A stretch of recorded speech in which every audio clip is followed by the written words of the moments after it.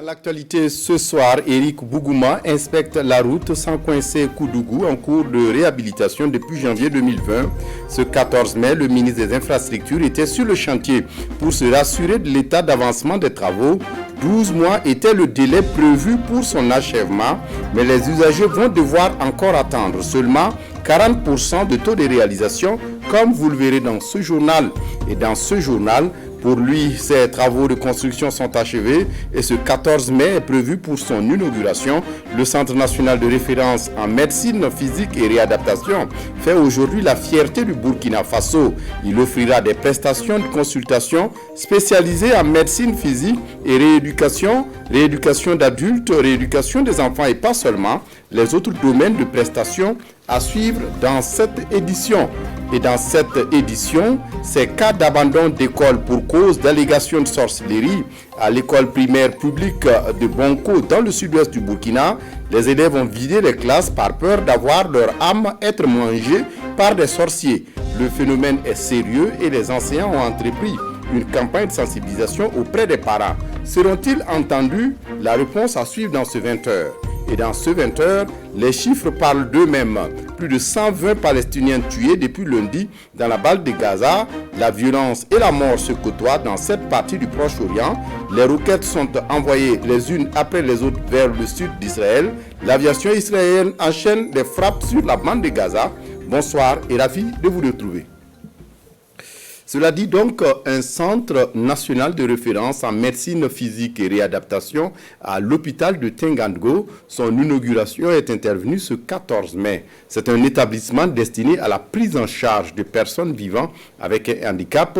L'infrastructure est également destinée à offrir des consultations spécialisées en médecine physique et rééducation, rééducation d'adultes, rééducation des enfants. Rasmane Zoundi, Olopoda. C'est une nouvelle offre dans le paysage sanitaire au Burkina Faso. Le pays dispose désormais d'un centre de référence dédié à la médecine physique et de réadaptation, un établissement spécialisé dans la prise en charge multidisciplinaire et optimale du handicap.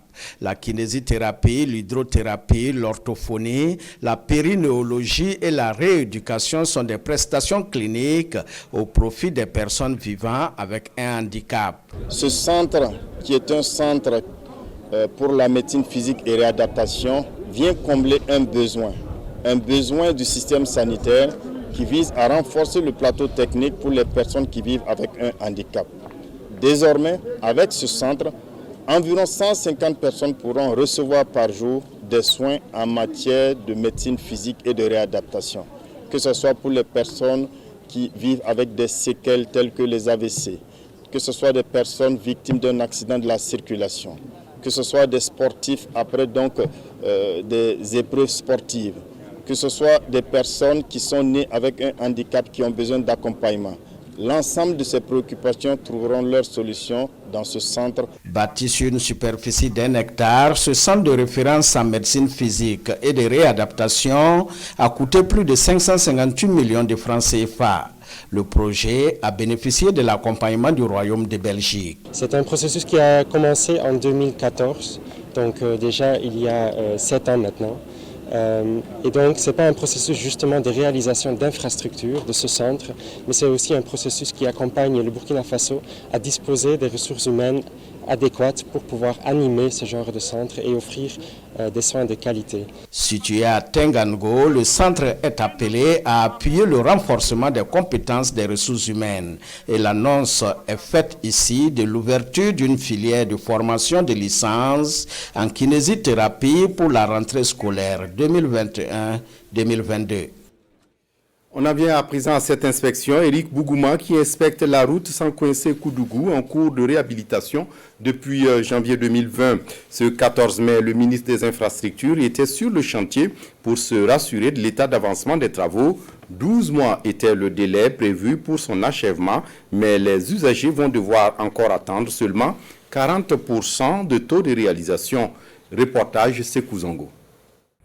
Un 14 mai, sur la route nationale numéro 14, Sankoinse-Koudougou, le ministre des Infrastructures et du Désenclavement, accompagné de ses services techniques, sont encore sur le terrain. Une sortie de routine, mais qui vaut son pesant d'or, au regard du taux d'exécution des travaux qui est de 39% sur un délai consommé de 85%. Visiblement, les travaux n'avancent pas au rythme du délai contractuel, mais le démarrage poussif pourrait en être la principale cause, relativise Éric Bougouma. Nous avons constaté sur ce tronçon que nous venons de visiter que les travaux ont atteint le niveau que nous souhaitions. Nous souhaitions effectivement le démarrage du revêtement pendant que les travaux de renforcement par la technique de la lithostabilisation se poursuivent. C'est un projet qui a connu un démarrage lent et difficile. Certaines difficultés subsistent. C'est le cas par exemple du déplacement des réseaux à l'intérieur de la ville, puisque vous savez qu'une partie de la route traverse la ville de Koudougou. Donc nous avons eu des échanges avec les concessionnaires qui sont concernés et des dispositions sont prises pour que les travaux de déplacement puissent se faire dans les meilleurs délais. La route Sankwese-Koudougou fait ici l'objet de renforcement et de réhabilitation. Et comme vous pouvez le constater, des machines tournent à plein régime et l'entreprise se donne pour objectif de réussir sa mission dans les règles que recommande la réalisation d'une telle infrastructure. Ce robot télé partout, nous ne voudrons pas faire un travail pour revenir là-dedans. Okay? Donc, comme il est en train de dire maintenant, monsieur le ministre, donc la qualité, c'est une chose pour nous, c'est une chose primordiale. Nous, on a les moyens pour achever les travaux, mais donc avec la collaboration donc, de la direction, donc ils vont faire, non, je suis certain qu'ils vont faire une pression sur donc, les services concédés pour bon, au moins d'ici fin juin, ils vont déplacer leur réseau et on peut continuer. En plus des difficultés liées au déplacement des réseaux, l'entreprise se dit également confrontée à l'accès aux ressources eau, une difficulté qui sera résolue à en croire le gouverneur du Centre-Ouest. Nous avions été saisis de cette question et des contacts ont été établis avec les différents acteurs, notamment les comités de l'eau, et un accord avait été trouvé. Et malheureusement, il me revient donc l'entreprise a également rencontré d'autres difficultés et qui ne nous sont pas revenus. Alors donc au sortir de cette visite, je crois que nous allons encore relancer les échanges avec les différents acteurs afin de trouver un terrain d'entente pour permettre à ce que les travaux puissent se poursuivre dans de très bonnes conditions. Mais en attendant, les travaux se poursuivent. Une partie du tronçon est en phase de revêtement en béton bitumineux, une autre en phase de renforcement et de stabilisation et une dernière en attente de vrombissement de gros engins. Dans l'actualité, ce soir, analyser les ressources allouées aux secteurs sociaux tels l'éducation, la santé, l'eau et l'assainissement et surtout s'assurer que ces ressources servent aux droits des femmes et des enfants. Le Centre d'études et de recherche Action pour le développement économique et social intégré veille au grain. Il organise un atelier depuis ce matin pour valider une étude sur les allocations budgétaires destinées à la réalisation des droits des enfants et des femmes de 2017 à 2021. Salif Belem ou Moussissé. Le Burkina Faso, confronté au défi de la répartition inéquitable des ressources publiques, surtout en faveur des groupes sociaux les plus défavorisés, dont les femmes et les enfants. C'est la conviction du Centre d'études et de recherche Action pour le développement économique et social intégré sur Adésie. C'est pourquoi, dans le cadre de la promotion de la bonne gouvernance économique et financière des ressources publiques, il initie une étude sur l'analyse des allocations budgétaires aux secteurs sociaux destinés à la réalisation des droits de l'enfant et de la femme. Une étude en phase de validation qui couvre la période 2017-2021. L'une des conclusions importantes, c'est qu'il va falloir mener une réflexion pour voir comment arriver à accroître le volume des ressources affectées à ces secteurs sociaux-là, même si ce n'est pas au travers du budget de l'État. Vous savez qu'il y a plusieurs possibilités, notamment tout ce qu'on appelle financement innovant, qui sont des techniques qui permettent de mobiliser des ressources ailleurs. Nous voulons par cette étude justement nous assurer qu'il y a une bonne répartition des ressources et que les ressources qui sont affectées à ces deux niveaux-là sont suffisantes et servent effectivement à assurer les droits des enfants et des femmes. Et les résultats de cette étude qui a bénéficié de l'appui technique et financier de l'UNICEF serviront de base pour actionner le plaidoyer auprès du gouvernement et des partenaires techniques et financiers. Et puis le programme d'appui aux collectivités territoriales offre du matériel roulant et informatique à l'association des municipalités du Burkina Faso. Il s'agit de 13 motos et de voitures et des photocopieurs, des autres ordinateurs portables et imprimantes. L'essentiel du matériel a ensuite été immédiatement remis aux bénéficiaires. Nyakiteda. 13 motos et de matériel bureautique. C'est la composition du matériel remis ce vendredi à l'AMBF, l'association des municipalités du Burkina, pour les secrétariats permanents basés dans les 13 régions du pays. Un geste de la Banque mondiale à travers le programme d'appui aux collectivités territoriales qui offre également au siège national de l'AMBF 2 véhicules. D'un coût global d'environ 120 millions de francs CFA, le don va permettre aux bénéficiaires de parcourir toutes les communes du Burkina pour mener les actions de développement. L'AMBF, qui est la fêtière des municipalités, est représentée dans les 13 régions du Burkina Faso avec des secrétariats permanents qui doivent faire le relais de l'information entre la fêtière, le siège qui est Ouagadougou et ces régions-là. Et dans ces régions, les communes sont très éloignées les unes des autres. Et il faut pouvoir les joindre, il faut pouvoir distribuer des documents, il faut pouvoir communiquer avec eux. Ces gestes constituent une autre étape de soutien de la Banque mondiale aux collectivités territoriales qui bénéficiaient déjà d'un accompagnement de taille au niveau de la bonne gouvernance. L'effectivité de la démocratie se traduit au niveau de la base et le vrai développement, c'est au niveau local. C'est pour cela que la Banque mondiale en a fait un point d'ordre, un point d'honneur, en actant la décentralisation dans tous ces compartiments. Les motos sont automatiquement enlevées pour les secrétaires permanents. Et leur porte-parole, après avoir traduit leur gratitude, promet une gestion à bon escient au bonheur des collectivités territoriales.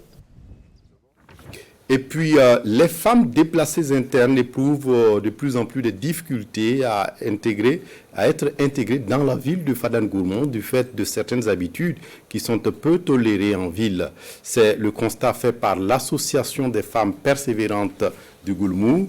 Un programme de l'USAID a privilégié le dialogue pour faciliter l'intégration de ces femmes déplacées internes. Des sessions de formation et des causeries débats sont organisées au profit de plus d'une centaine de femmes qui a pour mission de promouvoir la cohésion sociale, mais aussi la paix entre les femmes autochtones et déplacées internes dans la ville de Fada. Jérôme Tendano pour les détails. Elles sont issues des quartiers à forte concentration de personnes déplacées internes de la ville de Fada. Leur mission, faciliter l'intégration des femmes à travers des causeries débats.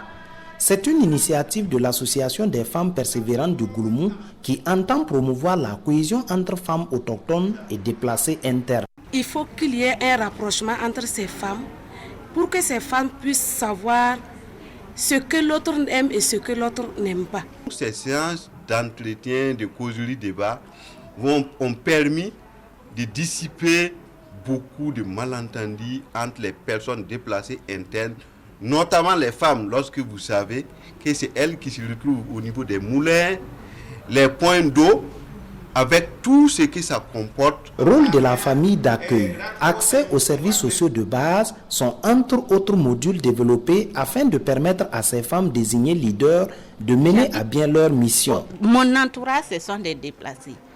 D'habitude, je vois que, en tout cas, il n'y a pas de considération. Cette séance-là, ça va me conditionner à apprendre là où je suis là, dans mon entourage et dans mon quartier même, à conseiller les gens comment vivre avec des personnes déplacées. 120 femmes au total bénéficient de ces séances de causerie débat. Prochain défi pour l'Association des femmes persévérantes du Goulmou, des formations en étuvage de riz au profit des femmes autochtones et déplacées internes. Et puis à Waiguya, dans le nord, les femmes déplacées internes du site de Yuba reçoivent des dons de l'association Appui moral, matériel et intellectuel à l'enfant. L'objectif étant de soutenir ces bénéficiaires à avoir un minimum de confort pour améliorer leur état de santé. La composition du don avec Alain Alidou Sawadou.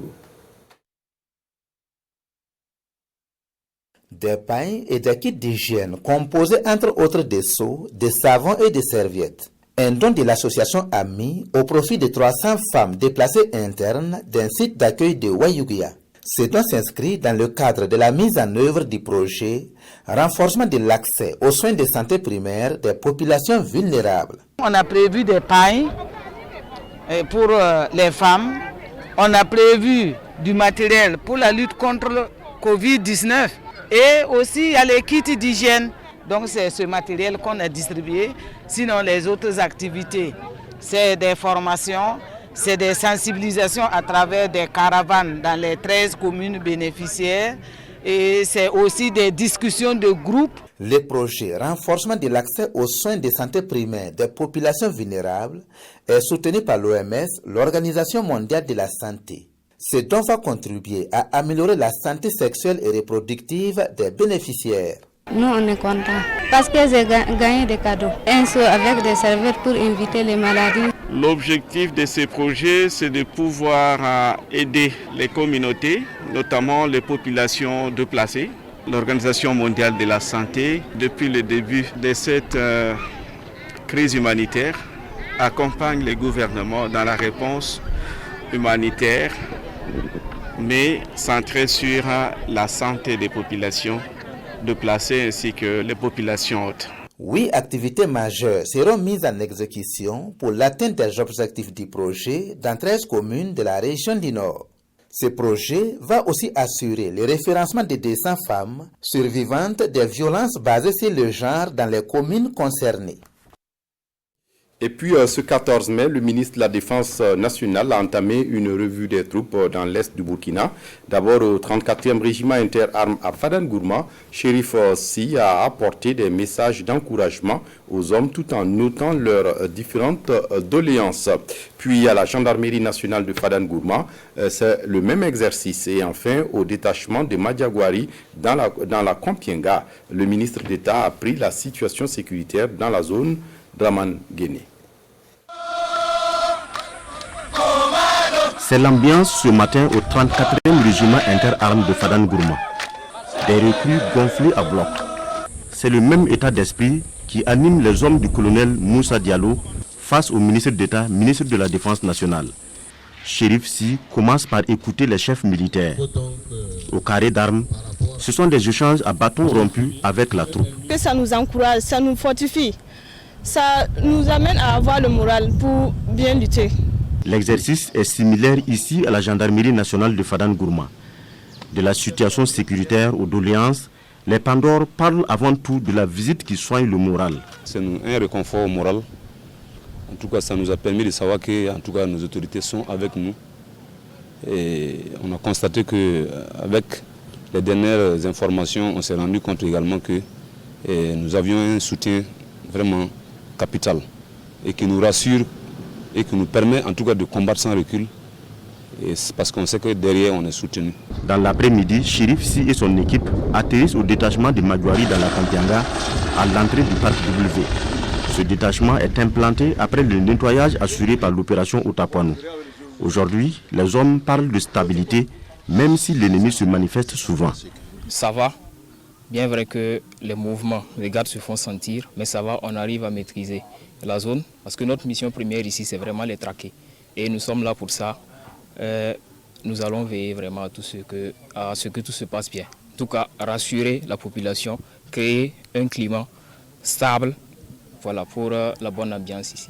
Après avoir constaté et écouté, Chérif Si apprécie l'état d'esprit dans lequel les hommes du front Est combattent. C'est des conditions qui ne sont pas toujours faciles, mais partout où nous allons, ce que nous apprécions, c'est que nous trouvons toujours des hommes qui sont là, prêts à défendre leur patrie. Donc, à partir du moment où nous trouvons que nos éléments ont le moral haut, nous en tirons déjà une grande satisfaction. Mais nous avons comme mission aussi, non seulement de recueillir l'expression de différents besoins, mais surtout de transmettre à leur endroit un message du chef suprême des armées, le président Kaboré. Dans la foulée, le ministre d'État et sa délégation sont allés à la rencontre des notables du village. Question de les encourager et de demander leur accompagnement et prière pour le retour de la paix. Et cette information pour poursuivre cette installation de comité de lutte contre l'excision à Tinkodogo, une installation intervenue cette semaine. Ces comités sont considérés comme des cellules de veille pour réussir la lutte contre cette pratique dégradante pour la femme et la jeune fille. Tanga Robert Kafando. Ce sont eux, les membres du comité régional de lutte contre la pratique de l'excision dans le centre-est. Installés à cette première session du comité, ils auront pour mission de faire reculer le phénomène dans l'espace régional. Nous sommes vraiment très contents que ce conseil soit vraiment installé et nous nous réjouissons également de voir qu'ils vont tenir la première session. Alors, donc, tout ce que je peux leur dire, c'est vraiment les encourager à travailler en synergie d'action, à travailler en étroite collaboration pour vraiment renforcer les acquis au niveau de la région. Le comité régional de lutte contre la pratique de l'excision du Centre-Est est le tout premier comité régional installé par le secrétariat permanent de lutte contre la pratique de l'excision et le choix du Centre-Est pour commencer le combat n'est pas fortuit. Nous avons un taux de prévalence de 56,22%, ce qui n'est pas admissible. Donc il s'agit pour nous d'aller au combat pour faire reculer, sinon, en tout cas éliminer cette pratique-là dans d'autres régions. Le comité régional de lutte contre la pratique de l'excision du Centre-Est bénéficie du soutien financier et technique de ENABEL, l'agence belge pour le développement, dans le cadre de son programme renforcement de la santé sexuelle et reproductive. On en vient à ces cas d'abandon d'école pour cause d'allégations de sorcellerie. À l'école primaire publique de Bonko, dans le sud-ouest du Burkina, les enfants ont vidé les classes par peur d'avoir leur âme être mangée par des sorciers. En un mois, plus de 40 élèves ont déserté les classes. La cause, une présumée présence de sorciers à l'école qui a conduit à la mort de certains élèves. Le phénomène est sérieux et les enseignants ont entrepris une campagne de sensibilisation auprès des parents. Elvis Tuna, Christophe Da. École primaire publique de Bonko à une dizaine de kilomètres de Gawa. L'établissement traverse une tourmente depuis quelques mois. En début du deuxième trimestre, l'école enregistre 45 abandons de classe. À l'origine de ces désertions, le décès de 2 élèves, l'un en janvier et l'autre en mars, attribués à des sorciers qui auraient leur base dans la cour de l'école. Selon certains parents, ce serait une question de sorcellerie. Et depuis lors, ces enfants ne viennent pas à l'école. Avec des effectifs réduits, les instituteurs ont du mal à trouver la motivation. Dans la seule classe du CP1, 20 élèves manquent à l'appel. La plupart des élèves qui sont à la maison sont les meilleurs. J'ai envoyé leurs camarades même de les faire venir. D'autres m'ont dit, ils sont revenus me dire que d'autres ont dit, les parents ont dit de ne plus venir. Vraiment, cela joue sur le travail que nous faisons ici. Une fois que tu es en classe et tu vois que non, il y a plus de la moitié qui n'est pas présent, ça fait vraiment difficile d'effectuer un bon travail. En désespoir de cause, le responsable de l'établissement alerte sa hiérarchie. Une rencontre de concertation est convoquée. À la réunion, parents d'élèves, acteurs de l'éducation, agents de santé, représentants de la municipalité et natifs du village prennent la parole. Ils sensibilisent à l'importance de l'école. Dans la foulée, des engagements sont pris. Non seulement il y a des absences, mais j'ai appris à cette rencontre que le nombre était très élevé. Je mettrai tout en œuvre pour que les élèves reviennent en classe. Les parents ont pris l'engagement de faire revenir tous les enfants qui ont abandonné d'ici la semaine prochaine. Mais nous attendons de voir. Parce que une chose est de dire que les enfants vont revenir, mais il faudra qu'effectivement ils reviennent. Pour le retour des élèves, le directeur de l'école promet de mettre en place un processus pour leur réintégration. L'école de Bonko a ouvert ses portes le 1er octobre 1979 avec une classe de 111 élèves. Aujourd'hui, elle en compte 131 pour 5 classes, y compris les absences. Inciter les conducteurs de tricycle à passer le permis de conduire, l'Office national de sécurité routière vise une centaine de conducteurs de tricycle dans les villes de Ouagadougou et de Bobo-Dioulasso pour une première phase qui a été lancée ce 10 mai à Bobo-Dioulasso. Karim Sissé. Des conducteurs de tricycle et quadricycle à moteur à l'auto-école. L'initiative de cette formation pour l'obtention du permis de conduire de la catégorie A ou B1 est de l'Office national de la sécurité routière, ONASER. Une initiative qui vise à contribuer à l'amélioration de la sécurité routière en inculquant aux conducteurs des comportements responsables et citoyens. Cette opération prend en compte 100 conducteurs de tricycle et quadricycle à moteur des villes de Bobo-Dioulasso et de Ouagadougou. Je crois que cela n'est qu'un exemple que nous voulons donner en donnant un échantillon, en faisant une formation au profit d'un échantillon, qu'ils prennent conscience eux-mêmes que c'est dans leur propre intérêt que d'avoir le permis de conduire. Non seulement pour respecter la réglementation en la matière, également il permet de garantir et de préserver leur outil de travail parce que connaissant les enjeux qu'ils font courir à eux-mêmes et aux autres usagers de la route. La seule ville de Bobo-Dioulasso compte selon les chiffres plus de 3300 tricycles et quadricycles. Et nombreux sont les conducteurs de ces engins qui ne sont pas détenteurs de permis de conduire. L'avènement d'une telle opération est plus que salutaire au dire des intervenants.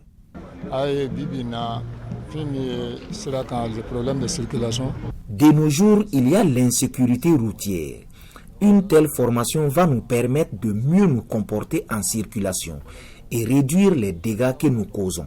J'invite tous les conducteurs de tricycle à s'inscrire dans les auto-écoles afin d'obtenir le permis de conduire.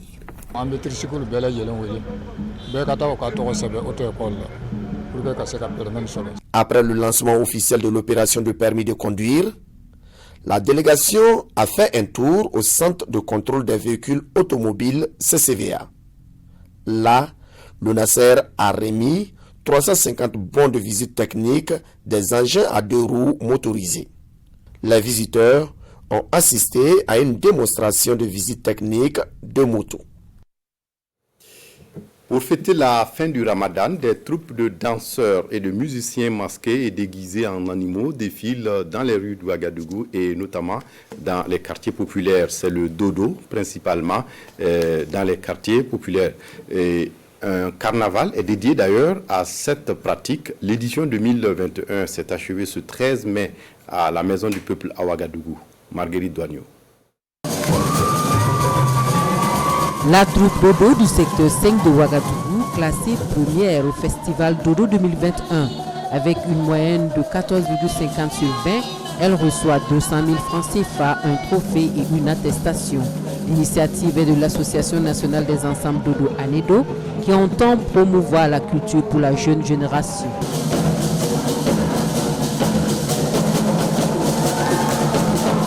Le festival Dodo a été initié en 1972. Les aînés comme Maître Passeri Tchenga, Tiliande, Madame Bouzi et autres, ils ont initié en sorte pour le faire en couple. Et par la suite, la commune de Ouagadougou a pris les relais jusqu'à maintenant. Venue du secteur 1 de Ouagadougou, la troupe Sougri-Noma est classée deuxième et reçoit 175 000 francs CFA et une attestation. Napambumbu du secteur 11, elle prend la troisième place et repart avec 150 000 francs CFA plus une attestation. Les troupes Yipala du secteur 8 et Basnéré du secteur 14 sont classées respectivement 4e et 5e. Plusieurs critères permettent de départager les candidats à ce festival qui a une longue histoire derrière lui. Nous avons comme critère 1. La musique qui comprend le chant et l'orchestration. Deuxième critère, la mise en scène. Costumes et accessoires, créativité, originalité, l'ensemble fait une note totale de 20. Normalement, le dodo en tant que tel a son thème, qui est, pendant le mois du Ramadan, ils se retrouvent, ils vont de cours en cours et ils saluent d'abord les chefs de famille, les gens reprennent et qu'une fois qu'on leur donne quelque chose, ils invitent les danseurs à rentrer. Une fois qu'ils ont dansé un certain temps, à un moment donné, il les fait ressortir et il dit aux gens là, venez voir quelque chose de spécial. Et là, on fait sortir les animaux de la brousse. 2 prix spéciaux sont décernés à cette 49e édition du Festival Dodo. Il s'agit du prix du meilleur costume décerné à la troupe classée 3e et la meilleure musique qui revient à la troupe qui occupe la 2e marche.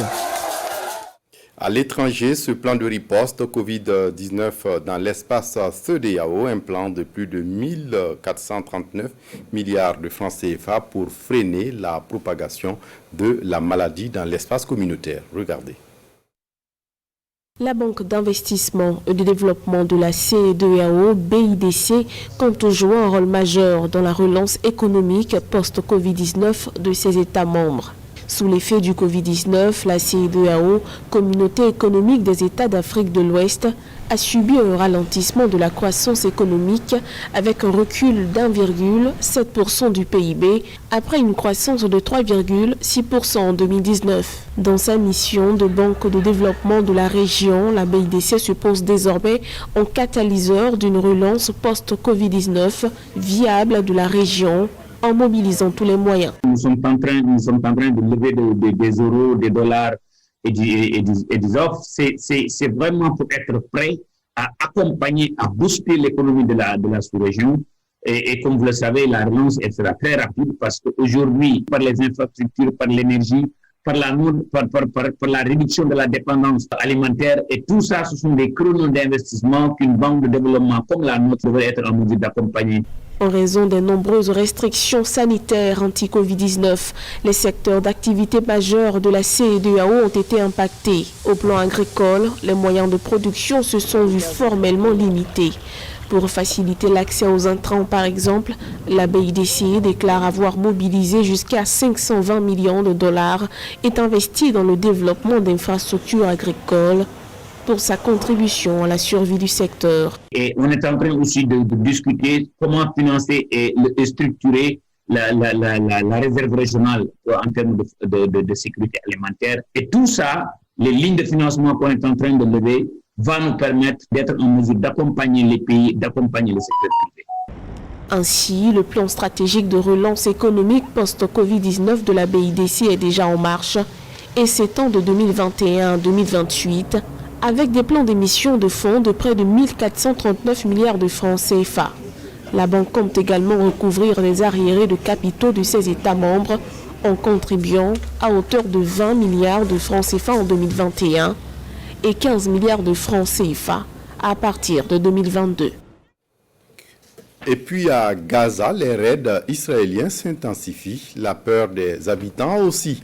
Depuis le début d'une nouvelle escalade de violence lundi, plus de 100 Palestiniens sont morts dans les bombardements israéliens. Parmi ces victimes figurent 31 enfants et malgré tout, l'aviation israélienne enchaîne les frappes sur la bande de Gaza.